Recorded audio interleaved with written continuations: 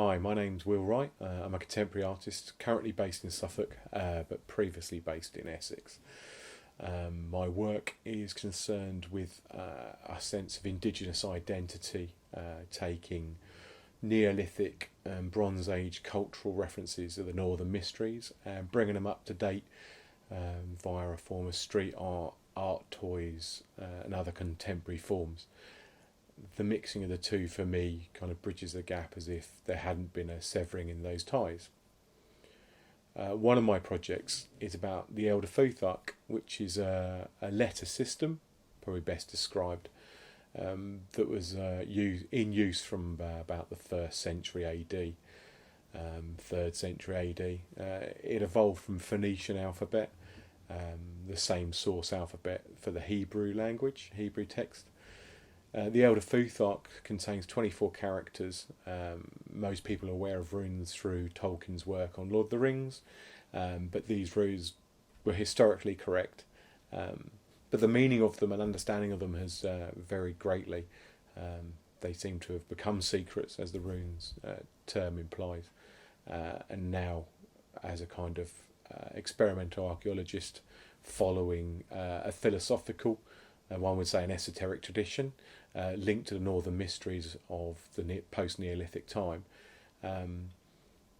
we have to kind of go in and rescue their meaning through a lot of reflection, a lot of research.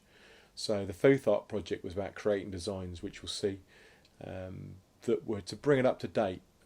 I've got a personal history as a child of being into hip-hop culture around the early 80s and doing some graffiti, beatboxing poorly, rapping badly, more body popping than breakdancing, I'll assure you.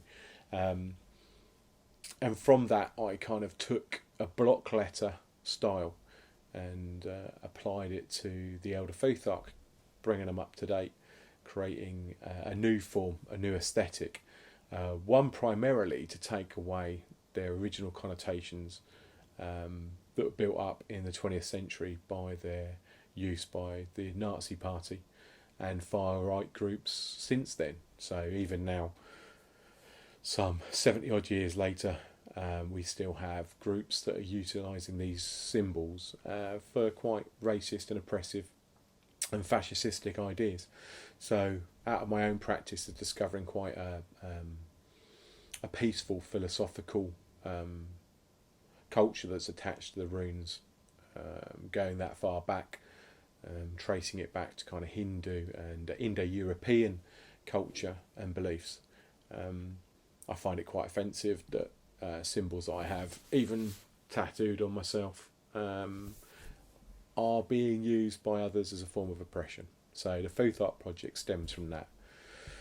And one of the runes, Othal, Odal, Ethal, which you'll see here, is a rune that's been used quite a lot recently by far-right groups. Slight extension on the legs on it, and the rune itself has a big link to home. So that's why I wanted to talk about it today, on home. The rune's common meaning is to say home or homestead. People then link that to kind of right-wing terms such as folk and kin. Although these terms might not seem offensive or seem quite inoffensive or innocuous, they're used within kind of a pagan religious connotations of a Northern European culture. So it's all about protecting the folk, and the folk is often seen as a kind of genetic ethnicity rather than as a cultural unification.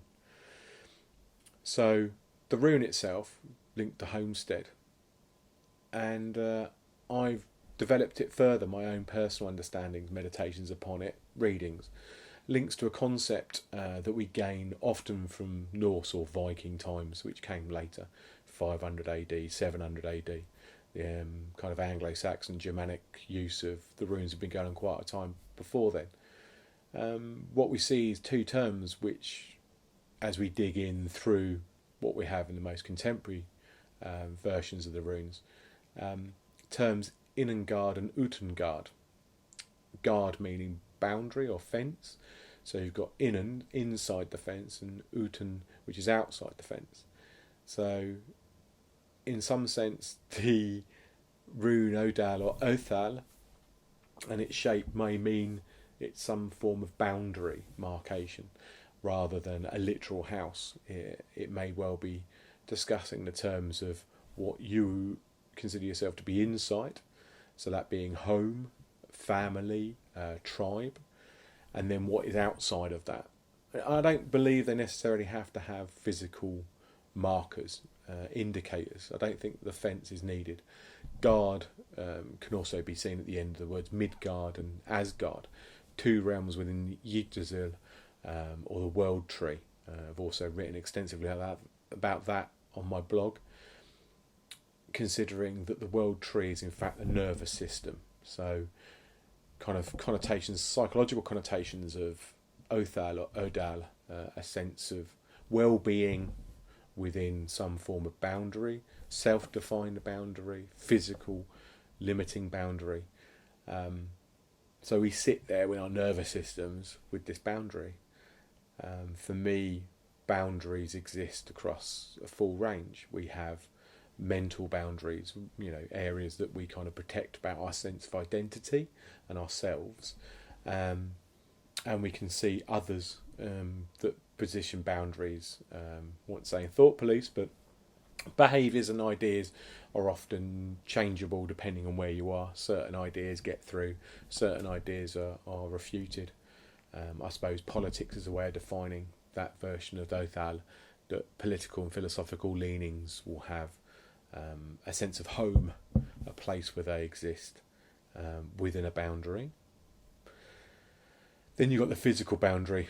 At this time we're holding this digital arts event, and I think that has to do with boundaries, that we're enforcing a biological boundary, a physical boundary.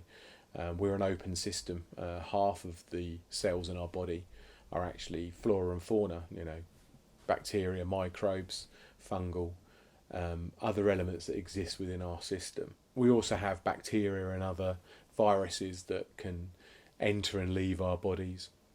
We obviously take in a lot of food and have the remains coming out. So we're quite an open system, especially biologically. It's quite clear to see how people might influence one another mentally, but the physical boundaries are often seen as our skin. Our skin is a boundary. So Othal might apply to notions of boundary within our physical form.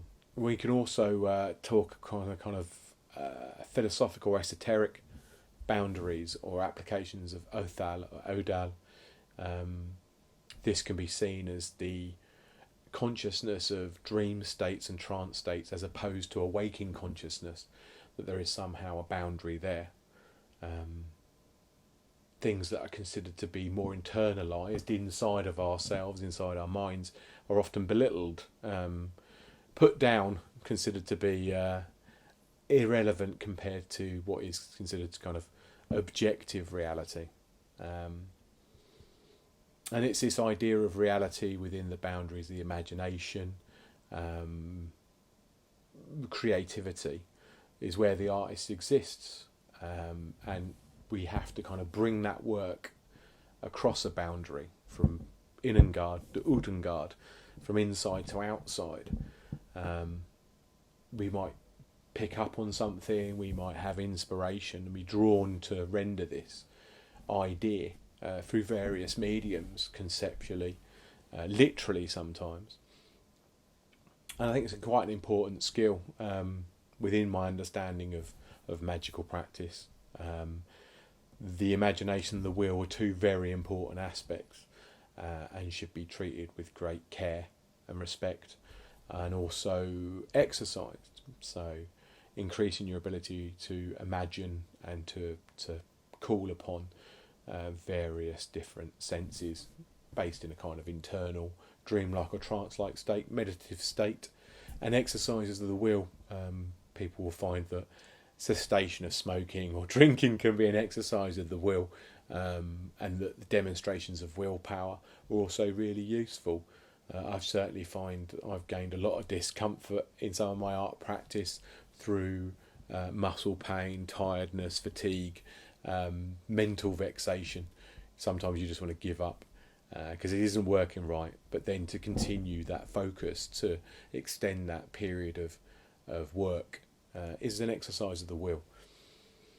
So for me, the artist takes on quite an important role culturally, akin to a magician or a shaman, someone who has the ability to operate within the imaginative realms, in and guard within ourselves, and pull forward important information and ideas, feelings, experience that touches others, that passes through their guard and evokes something within them.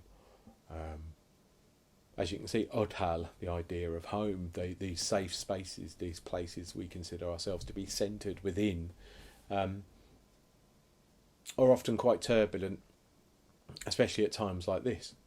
So, as an artist or as a shaman, I feel the need to go inside, to put out these ideas, these notions, these experiences, sometimes literally images, and render them where possible.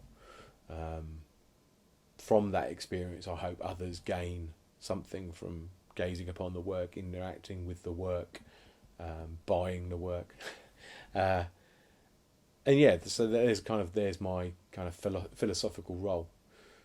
I want to read something by Terence McKenna, a very interesting guy. Food of the Gods, if anyone's read it, the hypothesis that the use of psychedelic fungus has caused the Homo sapien into being. Early primates, basically mind expanding, creating this kind of cerebrum that we have now, and that we need to treat with great respect. Here's what he has to say. The artist's task is to save the soul of mankind, and anything less is a dithering while Rome burns, because of the artists who are self-selected for being able to journey into the other. If the artist cannot find the way, then the way cannot be found. Yeah, at these times when people feel insecure, when their Othal or their sense of home or comfort is being challenged, I think it's quite important for us to calm that and to communicate that our sense of self, our security is not based merely on a nation state, isn't necessarily based on bricks and mortar, isn't necessarily based on a perception of cultural media, that we have to evoke something a bit more deep, something deeper, and hopefully Unfamiliar's hosting an on-home creative experience extravaganza with the zine and the event, that we can evoke that sense of security, that sense of comfort, that sense of belonging and being within an audience, so that the viewer or the participant can take something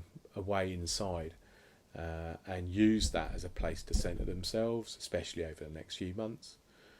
So yeah, there's my connections between the work I'm doing with the Futhark, the rune itself, Othal, and the artist being someone who needs to transgress boundaries, to bring things across from the inside boundary to the outside boundary, or to take outside events and internalise them, and then maybe draw it back again. So yeah, that's where I'm sitting with that. So I'd like to thank Gemma and all the other people at Unfamiliars for inviting me along to speak, and I hope you found this interesting, useful. More of my work can be found on my website, and my blog is being written and exploring further about various projects and understanding that I've picked up along the way.